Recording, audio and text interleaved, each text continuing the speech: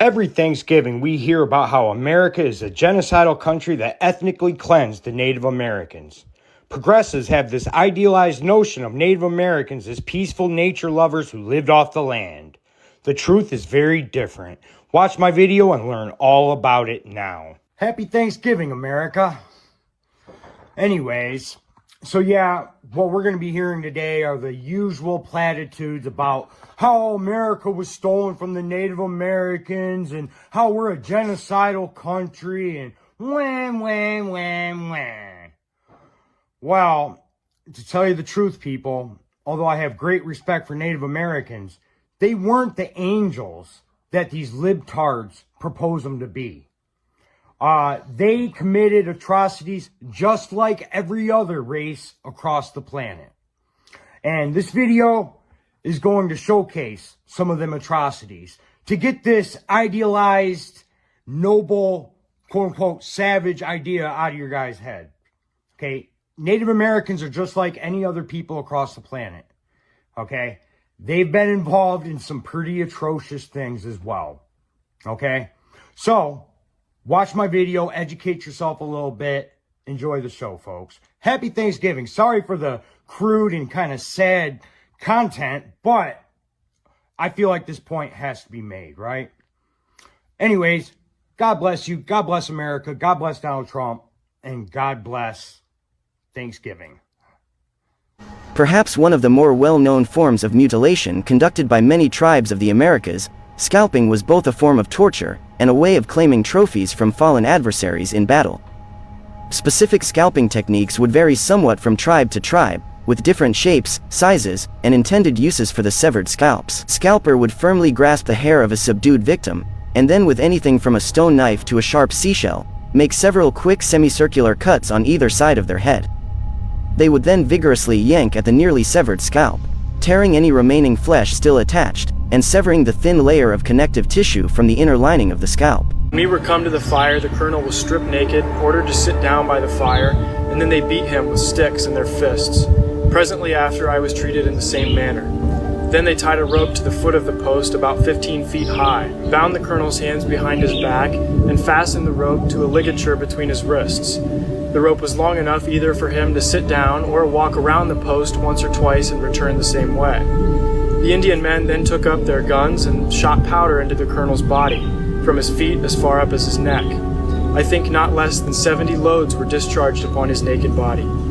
They then crowded around him and, to the best of my observation, cut off his ears. When the throng dispersed a little, I saw the blood running from both sides of his head in consequence thereof. The fire was about 6 or 7 yards from the post to which the colonel was tied. It was made of small hickory poles, burnt quite through the middle, each of the poles remaining about 6 feet in length. 3 or 4 Indians by turns would take up, individually, one of these burning pieces of wood and apply it to his naked body. These tormentors presented themselves on every side of him, so that whichever way he ran round the post they met him with the burning poles. Some of the squaws took boards upon which they put a quantity of burning coals and hot embers and threw them upon him, so that in a short time he had nothing but coals of fire and hot ashes to walk upon. Knight continues to recount Crawford bearing his punishments with manly fortitude as the torture dragged on for hours. Crawford was scalped, beaten, burned, and eventually seemed to slip out of consciousness, though still upright and moving. He seemed to experience some kind of sensory overload. It was at that point that Knight was hauled off, and Crawford was finally submitted to burning at the stake. Various tribes enslaved other tribes, usually through raids and after battles, capturing their quarry. This included men, women, and children. Native Americans also captured whites and also had black slaves from the colonial period until the end of the Civil War. In the Iroquois nation of New York, Ohio, and Pennsylvania, which was actually comprised of the 5 original Iroquois nations, which comprised the Mohawk, Oneida, Onondaga, Cayuga, and Seneca. It was not uncommon, and chronicled by the French, that the Iroquois tribes were rather ruthless in the raids to capture slaves, black or white. And the captives often underwent very long, painful, and humiliating torture sessions to break their spirits. The Cherokee were also famous for owning the largest number of black slaves purchased from white slave traders in the colonial period. The topic of intertribal warfare is often overlooked. This is due to a variety of factors, not the least of which include both cultural biases and the lack of any substantive written record prior to European contact. A world that, though it had been influenced by New World trappings such as the horse and the firearm, still retained rivalries and blood feuds born long before contact with any European power had been made. This was war to the knife, with little to no concessions made for surrender or quarter of any kind. Long before the French, Spanish, English, or Dutch touched land on the North American continent, fights between tribes meant a win-or-die battle for all involved. They not only kill their enemies, they mutilate them. They not only defeat an enemy tribe, they must completely drive them from the territory. They knew it was certain death if they did not win in battle. They expected no mercy, and they gave none.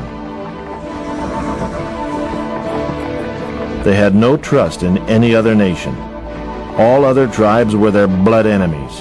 Conflict between the Apache and Comanche is among the most long-lasting and brutal in all of Native American history. Sworn enemies, they fought each other in what the Spanish in Mexico called a war of extermination. The Spanish began to notice that the raids against them had stopped. Reports start to come in that the Spanish can't explain. The Apache are acting strangely. Bands like the Jaycarilla and the Mescaleros are seemingly leaving the plains, abandoning their settlements and farms, and doing so in a hurry. The Spanish heard rumors of great battles, but had no idea who the Apache were fighting. They were told of invaders from the north, mounted on horseback, that they were powerful, fast, and dangerous. By the 1720s, the Apache were so devastated that many bands had moved entirely into the mountains, or even coming to the Spanish for protection. Some bands didn't make it that far. Spanish expeditions found that plains-dwelling Apache bands like the Farones, Carlanes, and Palomas vanished entirely, exterminated by an enemy the Spanish couldn't even identify. So what was killing the Apache? The answer came from the Utes. They called the northern phantom invaders the Comanche. In their language, it meant, "those who are against me all the time," an appropriate meaning for a people the Spanish would come to call the Comanche.